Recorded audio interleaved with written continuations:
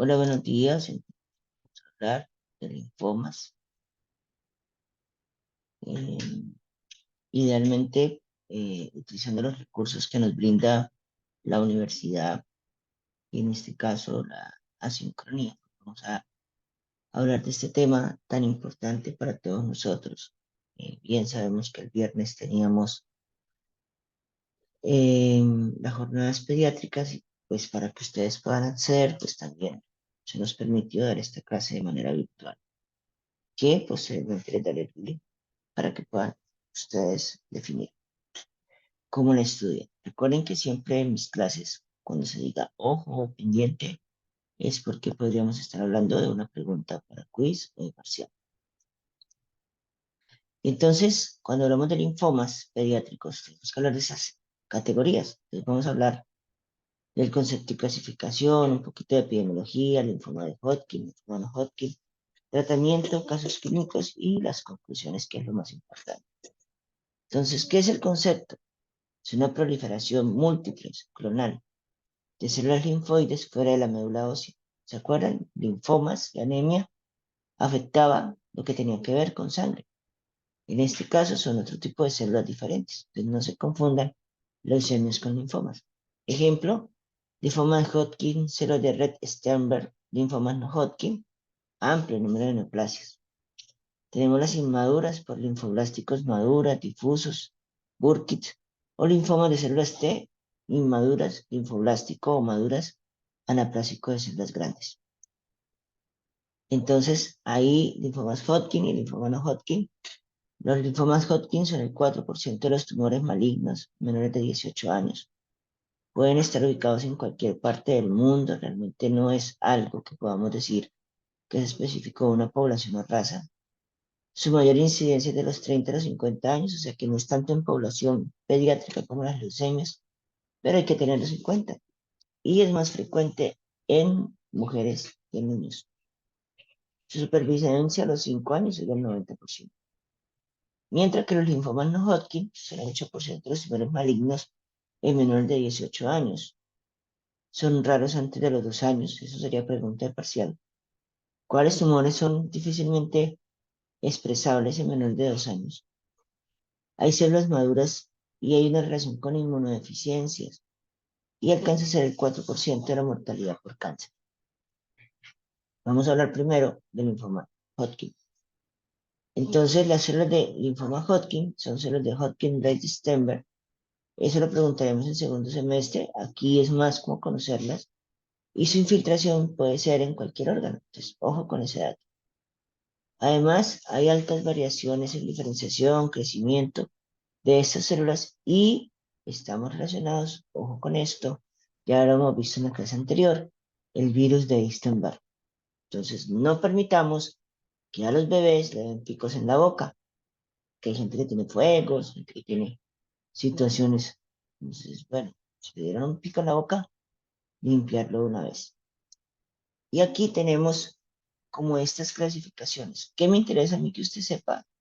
Que esto se hace usualmente en inmunistoquímica o en genética, pero pues irremediablemente que sepa las 4 categorías. Rico en linfocitos, que hay una esclerosis nodular, que hay una celularidad mixta o hay una depresión linfocitaria. Cuando hablamos de cada uno de ellos, pues su nombre nos indica a qué nos estamos encontrando. Entonces, por ejemplo, rico en linfocitos, hay un inmunofenotipo CD45 más y CD15 más, que es donde hay mayores cantidades de linfocitos. Pero miren que la esclerosis nodular afecta a adolescentes jóvenes a nivel de mediastino, masas mediastinales, mixomas, que es el tumor de corazón, o cáncer de pulmón en esos que ahora están vapeando desde tan jóvenes. Entonces hay que tener eso en cuenta.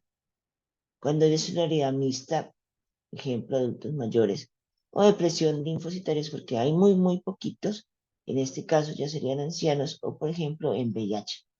Recuerden que muchos de los pacientes VIH en la época de los 80 morían de tipos de tumores como el Kaposi, que son oportunistas, porque no habían CD45 ni CD15.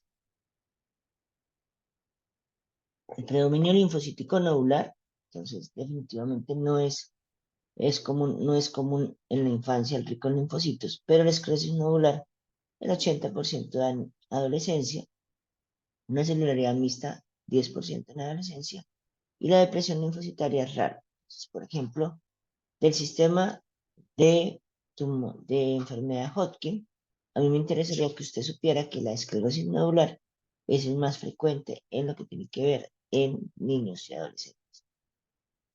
¿Cuál es la clínica del linfoma Hodgkin? Vamos a tener linfodepatías cervicales o supraclaviculares, y esto es un dato de la vida para siempre. Siempre que hay ganglios en cuello, si usted quiere hacer el ejercicio académico, así no se lo autoricen, pida IgM, IgG de Epstein-Barr, citomegalovirus, herpes 1, herpes 2, y si quiere y no está seguro de toxoplasma, eso sería fundamental. Pero siempre hay que pedir Epstein-Barr. Son firmes, son indoloras, son de crecimiento lento. A veces cuando se hacen ecografías se encuentran adenitis mesentéricas a nivel de pleura. Son niños que tienen fiebres de más de 3 días, inexplicables, que pierden peso y que viven sudando muchísimo. Eso es característico. Y además se enferman. Los papás dicen, se enferma el niño constantemente o la niña le da infecciones constantemente y se relaciona con anemia. Pero me interesa que usted se acuerde. ¿Cuál de los siguientes exámenes se piden cuando hay linfadenopatías supraclaviculares o cervicales? El más importante, Epstein-Barr. Y tenemos entonces desde el primer nivel, debemos pensar que si hay uno o dos ganglios, menores de 18 meses, los ganglios se relacionan con vacunas, pero ya después de los 18 meses, que no hayan ganglios blanditos, que sean duros como piedras pétreos, que sean más de dos, más de tres, independientemente si hay más de tres, cuatro, cinco, algo no está bien. Pues hay que remitirlo a pediatra, a infectólogo y a hematólogo. Y es importante porque si hay esa presencia de síntomas, hay que estudiarlo. Recuerden que en la YEPI veíamos al final un poquito de cáncer infantil y se le pedía al médico general que si hay fiebres inexplicables, pérdida de peso o ganglios, piense en cáncer. Doctor, ¿debo pensar en cáncer? Sí. Pero es bueno saber que el pronóstico en ese momento es del 90% de supervivencia global. Se ubica el cáncer primario y se opera o se da quimio o se da radio y el paciente mejora. Ahora vamos a hablar de los linfomas no Hodgkin. Los linfomas no Hodgkin hay muchísimos, pero vamos a presentar algunos, por ejemplo, el linfoma de Burkitt.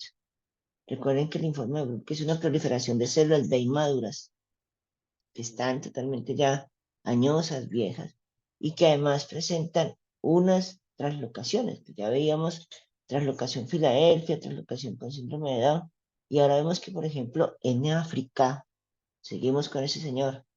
No se les haga raro que una vacuna de acá a 10 años, ustedes que van a ser investigadores, estén relacionados con virus de Epstein-Barr, así como con BPH.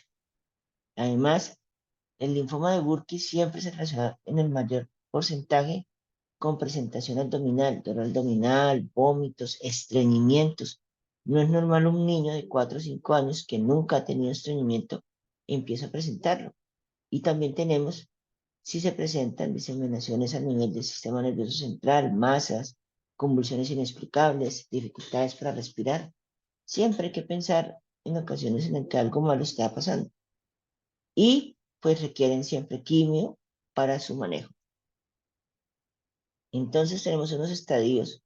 De aquí que me interesa que usted sepa sospechar un linfoma de Burkitt por masas abdominales. Doctor, pero es que también está el radiosarcoma.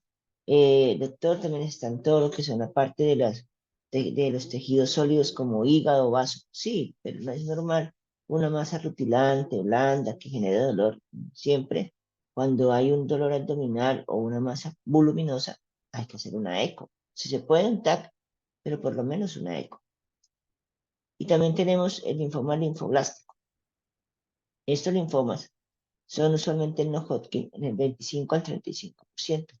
Y es una proliferación de células precursoras linfoides. Entonces, Burkitt, células maduras, y el linfoma linfoblástico, células precursoras. Y hay blastos, recuerden, leucemias blastos, en este caso, hay unas células que son inmaduras. Se presenta la mayor énfasis a nivel del tórax, presentan adenopatías supraclaviculares, afectan la compresión de la vena cava superior, entonces se siente una masa, hay ingurgitación yugular y usualmente se ve relacionado con el género femenino. Y miren que en San Jude, que es un hospital muy famoso porque sale en televisión y todo, tienen tratamientos para ese tipo de linfomas. El linfoma anaplásico de células grandes, como lo dice su nombre, anaplásicos porque hay muy poquitas células, pero las que hay son muy grandes. Son del 10 al 15% de los linfomas. Se expresa el CDC30 y hay una translocación del gen ALQ. Además, en todos hay adenopatías. Entonces, una pregunta clave parcial es, cuando hay adenopatías supraclaviculares, usted debe hacer un diagnóstico diferencial de infectología y hematología. Si pensamos en hematología, ¿cuál puede ser una relación? Entonces, linfoma anaplásico, linfoma de Burkitt, entonces todo eso hay que tenerlo en cuenta. Siempre hay una alteración a nivel mediastínica, cutánea o visceral, es de mal pronóstico. Y si encontramos anticuerpos anti-LK, pues es de buen pronóstico. El linfoma difuso de células grandes, usualmente el 10% de linfomas no Hodgkin pediátricos, aquí hay una proliferación de células B maduras. Entonces, células maduras T, células inmaduras con blastos. Cada uno de ellos pues tiene una característica a la cual hay que tener en cuenta. Y se presenta de predominio masculino. Y es importante entender, por ejemplo, que la LNH es un tipo de linaje de este tipo de tumores y es una presentación clínica de la variable. Ahora, cuando hablamos del linfoma folicular, hablamos que es de predominio masculino, que se presenta en caros y cuello y es una enfermedad que usualmente cuando se detecta está muy poco avanzada, entonces puede tener buena respuesta, masitas que inexplicablemente crezcan o afecten piel o afecten la capacidad de hablar, podemos pensar. El tratamiento de la mayoría de los linfomas no Hodgkin, entonces va a ser la quimioterapia, pero también radioterapia, y en la mayoría de casos puede ser planteada una cirugía. Ahora, tumores sólidos en niños. Entonces, los linfomas Hodgkin y no Hodgkin tienen mucho que ver con las células beta, linfocitos T, linfocitos B, sean inmaduras o maduras. Ahora vamos a hablar de algunos tumores sólidos. No quiero que se me confundan porque es diferente los linfomas Hodgkin, no Hodgkin, con tumores sólidos. Entonces, el primero, hay que entender que hay uno de cada 333 niños que pueden tener un cáncer. ¿De qué tipo? No lo sabemos. Pero que antes producían 165.000 muertes en Estados Unidos. Pero ahora hemos mejorado la incidencia de saber que existe para determinarla, pero para que sea curativa. Entonces hay una supervivencia ya cercana al 80%. El cáncer, igual que el VIH, se van a transformar en enfermedades crónicas. Yo conozco 4 personas que llevan con cáncer ya 10 años y no han muerto y siguen con su tratamiento. Depende mucho de factores genéticos, hormonales, pero también de la capacidad que tenemos de poder acudir a los servicios de salud. Ustedes saben que Bucaramanga tiene un centro de cáncer en el Hospital Internacional.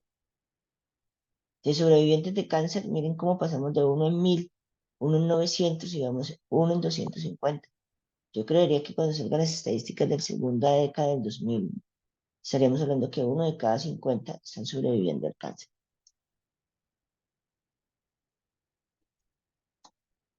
Y entonces, bien sabemos, y ya lo vimos, las leucemias agudas son el mayor porcentaje en niños.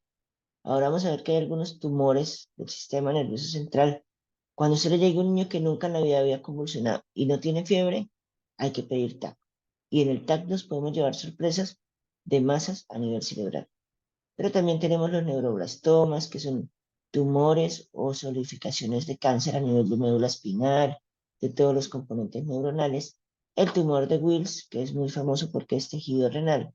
Los sarcomas y los retinoblastomas. Con esos que por lo menos identifiquemos y ustedes se acuerden de algo, podemos decir que ya tienen un esbozo de patologías oncológicas en niños.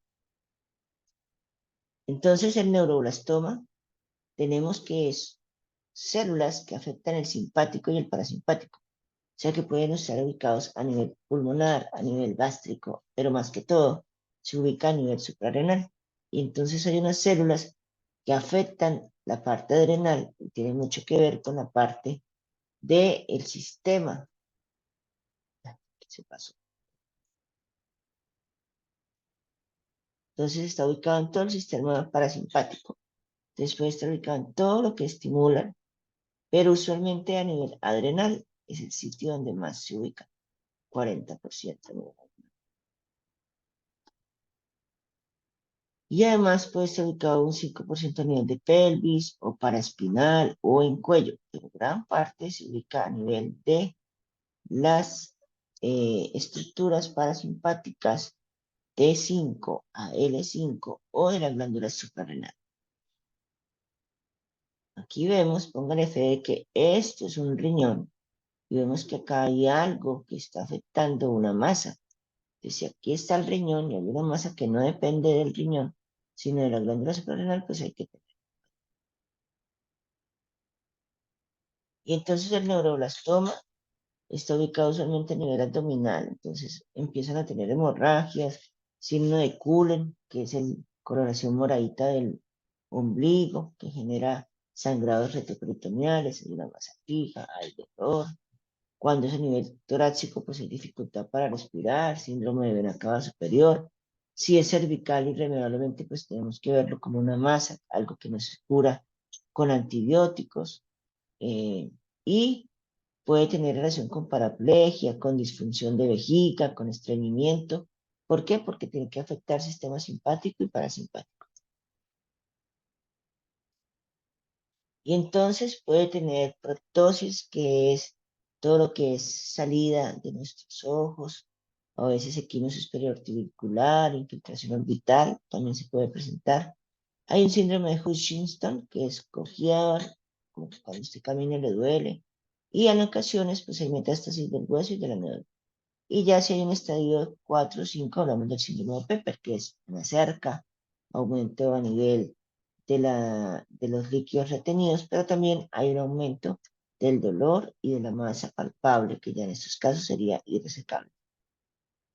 Entonces miren cómo, si hay una metástasis en la órbita, una proctosis, acuérdense que si es algo que es crónico, pensamos en hipertiroidismo, pero algo que aparece de la noche a la mañana, que duele o que tiene esa equimosis, tenemos algo a nivel abdominal, pues hay que sospecharlo. Estas son las células del neuroblastoma, son células desordenadas, no se puede definir una cromatina, no hay un núcleo, no hay una célula, y están afectando a las otras células que están alrededor. Aquí las vemos desordenadas, crecimiento. Y entonces, la sospecha clínica, sudoración, pérdida de peso, cambios de humor, taquicardias, todo lo que es el sistema simpático o parasimpático, estreñimiento, dolor, son los más comunes. Se pide, ojo, eso es pregunta de parcial, esta es casi que fija, ¿qué estudio se pide a nivel de la orina? Catecolaminas, o sea, van a haber trazas de adrenalina, trazas de noradrenalina, que no deberían pasar de la sangre a la orina, pero es que hay altos niveles y por lo tanto se presenta esas catecolaminas en orina.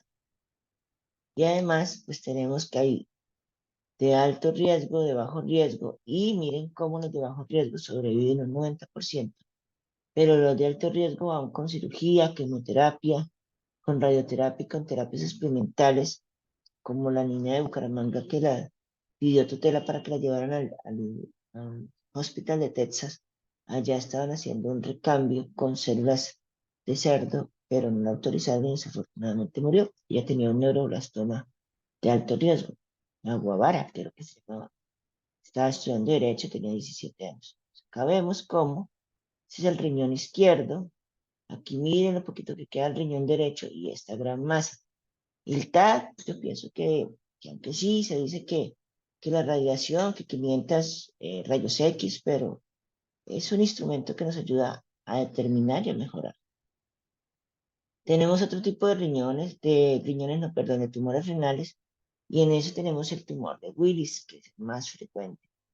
También hay sarcoma de células claras, y vemos que el tumor de Willis se presenta en una edad promedio de 3 años. Ustedes saben que el doctor Santiago Rodríguez y el doctor Villamizar siempre colocan en esas masas abdominales, hasta que no se sepa Ojo, no tocar, porque pareciera que una simple palpación puede generar un estallido del tumor y generar un síndrome de lisis tumoral agresivo o puede generar algo a nivel abdominal como una hipotensión, pérdida de gasto y genera la muerte. Entonces, usted ve una masa grande que es inexplicable, no la toque, remítala. Si no se la reciben, toca remitirla como urgencia vital porque yo no conozco ninguna vejiga neurogénica que crezca tanto como para permitir que sea tan dolorosa. En cambio, una masa a nivel derecho, algo está pasando.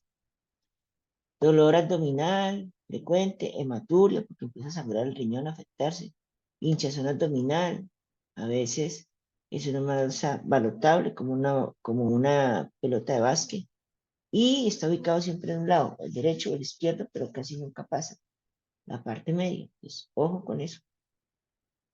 Hematuria es importante reconocer. Aquí vemos que hay una hemihipertrofia, que es una alteración de la hemicara. La hemicara, hay una zona que está afectada y otra zona que no está afectada. Entonces, la hemihipertrofia genera estas alteraciones cuando hablamos de tumor de Wilson. Y entonces tenemos que puede estar relacionado con mongolismo y de la leucemia, o también está relacionado con tumor de Wilson, con aniridia, hemihipertrofia y otras malformaciones congénitas. Entonces, aniridia, que es afectación de lo que es el iris, o sea, un iris sin color, niños que tengan una alteración del iris, o esta manifestación de la cara, que tenemos que la cara no es simétrica, mira, aquí hay un edema, aquí no, aquí está aumentado el oro nasal, aquí no, aquí hay una arruga, aquí no lo hay, el labio hasta la mitad, entonces siempre la hemihipertrofia es una alteración de una parte de la cara, entonces si tenemos aniridia, podemos estar asociados a tumor de Willis. Eso es pregunta de parcial. Entonces, que ya llevamos 3 preguntas, yo creo que con eso es un muy buen contenido para tenerlo en cuenta. El tumor de Willis, pues, está usualmente relacionado con la vena cava inferior, a veces por esa misma circulación hace metástasis a pulmón y es un cáncer que tiende a ser agresivo. Nuevamente, el TAC, un mejor amigo para saber estas masas. Acá vemos, esto es tumor,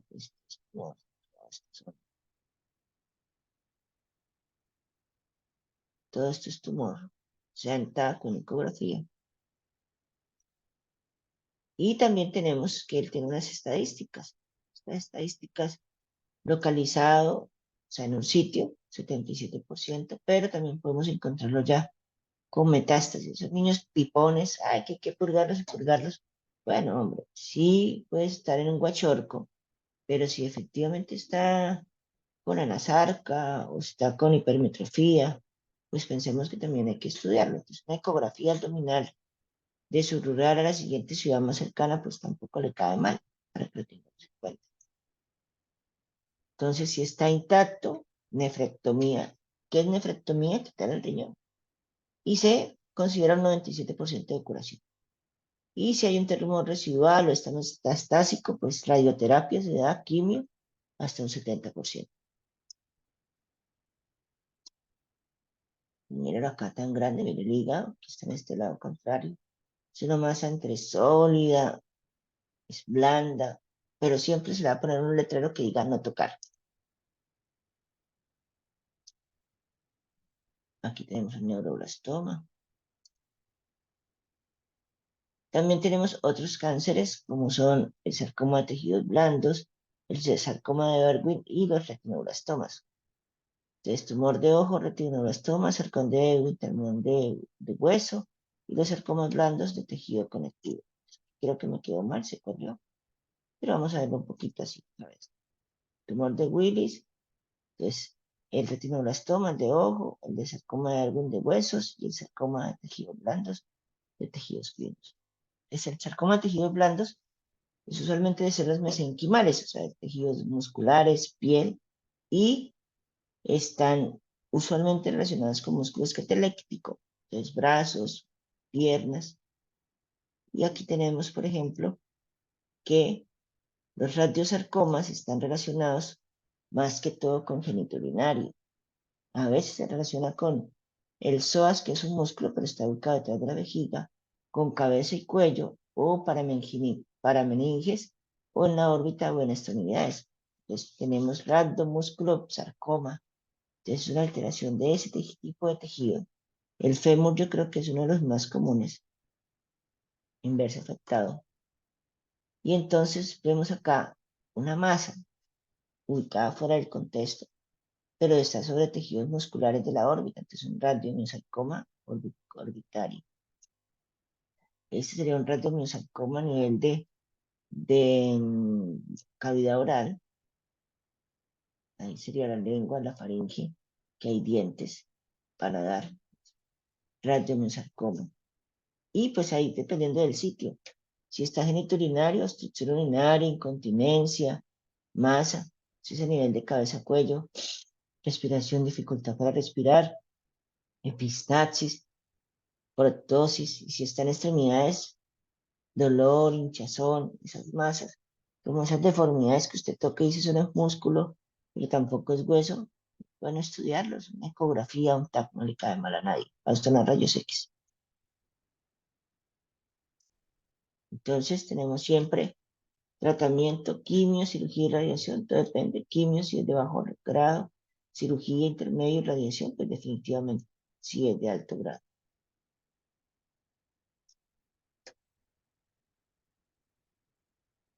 También tenemos entonces los sarcomas de Ewing.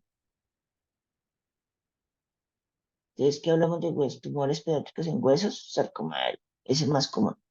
Yo sé que existen osteosarcomas, existen osteoblastomas y demás, pero vamos a pensar entre toda la literatura que hay, lo que me interesa que usted eh, aprenda o entienda con nombres las altas sospechas. Entonces, aquí vemos, mire, una masa que está afectando periósteo, estructura interna del hueso, que es un sarcoma de Ewing.